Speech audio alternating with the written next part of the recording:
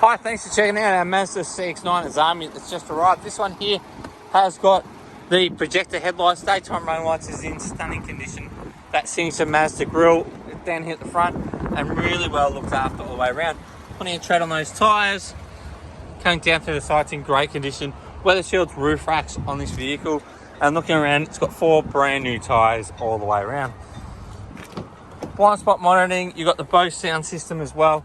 Coming through inside, it's in great condition with full electric seats as well. You've got power socket through the side there. Coming through into the back, you've got sun blinds as well. In through the back here, center armrest with twin USB plugs. Tri-zone air conditioning as well. And one of the great things is you can slide these seats forward to allow really good access into the back of the vehicle. Coming around into the back of the car, this one does have a tow bar on the back and is in a all-wheel drive. Coming through in the back, you've got your cargo cover and you've got third row child restraints as well. Coming through, you've got your spare wheel with the subwoofer.